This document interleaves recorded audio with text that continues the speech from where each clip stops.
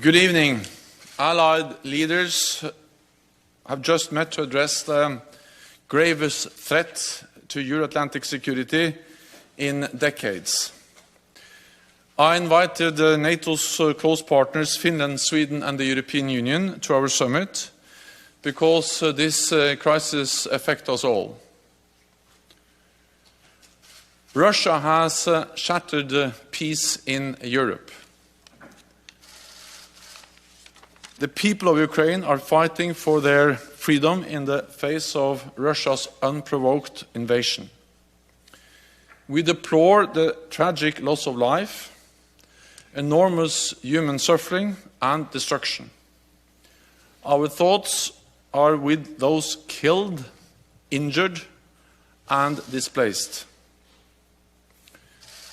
We call on Russia to stop this senseless war. Immediately cease its assaults, withdraw all its forces from Ukraine, and turn back to the path of dialogue and turn away from aggression. The Kremlin's objectives are not limited to Ukraine. Russia has demanded legally binding agreements to announce further NATO enlargement and to remove troops and infrastructure from allies that joined after 1997.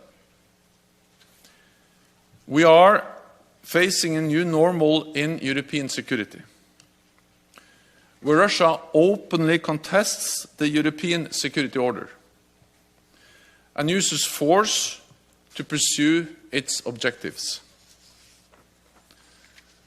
The world will hold Russia and Belarus accountable for their actions. Russia as the aggressor, Belarus as the enabler. President Putin's decision to pursue his aggression against Ukraine is a terrible strategic mistake, for which Russia will pay a severe price for years to come. NATO allies and the European Union have already introduced significant sanctions, and many of our partners around the globe have joined us. We must stand ready to do more, even if it means we have to pay a price, because we are in this for the long haul. At the same time, the Russian people must know that Kremlin's war on Ukraine will not make Russia more secure. It will not make Russia more respected in the world. It will not lead to a better future for your children. In response to Russia's massive military build-up over the past months, we have already strengthened our deterrence and defense.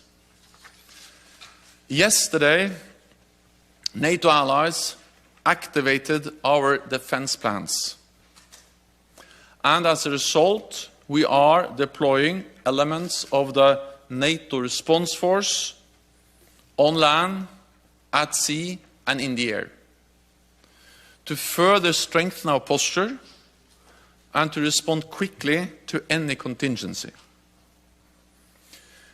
The United States, Canada, and European allies have deployed thousands of more troops to the eastern part of the alliance. We have over 100 jets at high alert, operating in over 30 different locations, and over 120 ships from the high north to the Mediterranean, including 3 strike carrier groups.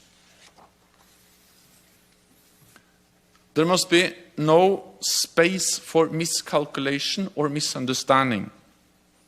We will do what it takes to protect and defend every ally and every inch of NATO territory. Leaders today also made clear that we must continue our support to Ukraine.